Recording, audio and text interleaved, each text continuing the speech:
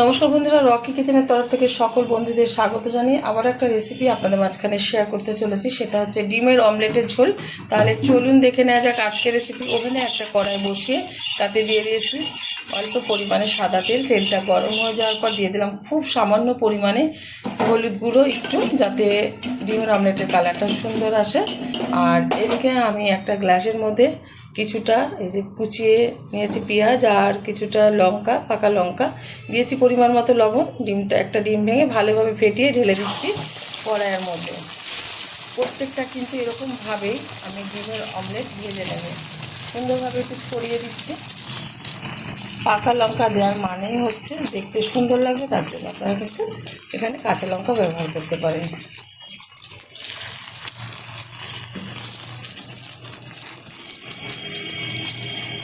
সুন্দরভাবে ফোল্ড করে নেব। ফোল্ড হয়ে গেছে, তুলে নিচ্ছি একটা পাত্রে। ডিমের অমলেটগুলো ভেজে নেওয়ার পরে আমি আবারও দিয়ে দিয়েছি কড়াইয়ের মধ্যে কিছুটা পরিমাণে তেল। তেলের মধ্যে দিয়ে দিচ্ছি কয়েকটা তেজপাতা আর কিছুটা গোটা জিরে। ভালোভাবে ভেজে নিচ্ছি। ভালোভাবে ভেজে নিয়েছি। এখন এর মধ্যে দিয়ে দিচ্ছি কুচিয়ে রাখা একটা ছোট সাইজের পেঁয়াজ আর একটা কুচিয়ে নিয়েছি টমেটো। পুরোটাই ঢেলে দিলাম। আপনারা পেঁয়াজটা একটু শিলনোড়ায় বা মিক্সিতে পেস্ট করে ব্যবহার করতে পারেন, তো আমি এরকমভাবেই ব্যবহার করলাম।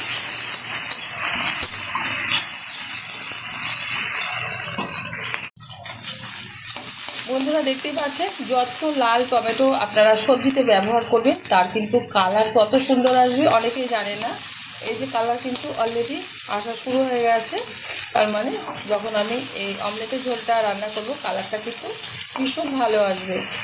আর এরকমভাবে একটু দেওয়ার চেষ্টা করবেন। আর এর মধ্যে এখন দিয়ে দেব খুব সামান্য পরিমাণে চিনি, কালারটা ধরে রাখবে।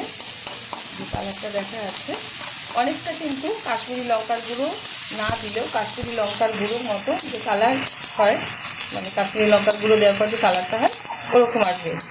শুকনো লঙ্কা যত লাল নেবেন আপনারা আর টমেটোটা যত লাল নেবেন তরকারি কিন্তু তত সুন্দর কালার আসবে। এখন এক এক করে গুঁড়ো মশলা দিয়ে দিচ্ছি 1 চামচ লঙ্কার গুঁড়ো, 1 চামচ জিরের গুঁড়ো, দিয়ে দেবো 1 চামচ হলুদ গুঁড়ো,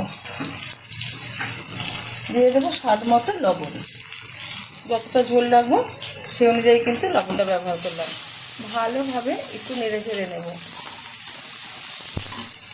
এখন দিয়ে দেবো পেস্ট করে রাখা এই যে আদা আর রসুন পেস্ট করার পর এই যে আমি রসটা ব্যবহার করছি। আমি সবসময় কিন্তু রসটা থেকেই ব্যবহার করি, তাতে কিন্তু অসাধারণ একটা টেস্ট হয়। ভালোভাবে কিন্তু এই যে কষিয়ে নিচ্ছি, হাই আছে। এখন এর মধ্যে দিয়ে দেবো খুব সামান্য একটু মিট মশলা, এতে কিন্তু স্বাদটা দ্বিগুণ হবে অমলেটের ঝোলে। দিয়ে দিলাম। এবার ভালোভাবে আবারও নেড়ে দিচ্ছি।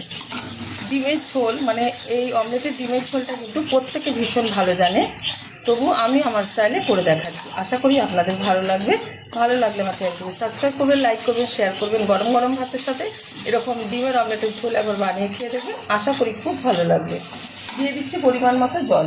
মশলাটা কিন্তু কষানো হয়ে গেছে, যে মশলা থেকে তেল ছাড়া শুরু হয়ে গেছে, মানে মশলাটা ঠিকঠাক কষানো হয়ে গেছে। জল ঢেলে দিচ্ছি।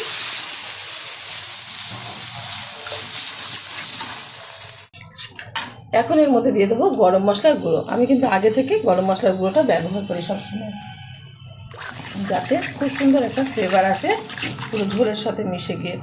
দিয়ে দেবো ভেজে রাখা অমলেট। আপনারা ঝোলটা ফোটার পরেও ব্যবহার করতে পারেন, তো আমি এরকম অবস্থাতেই দিয়ে দিলাম। এতে সুন্দরভাবে ডিমের অমলেটটা ফুলে উঠবে। আমি 6 পিস এখানে কিন্তু ডিমের অমলেট ভেজে নিয়েছি। আপনারা ডিমের অমলেটটা এরকম ফোল্ড না করে শুধু গোলও করে নিতে পারেন। ঢাকা দিয়ে আমি 5 মিনিট হাই আছে ফুটিয়ে নেব।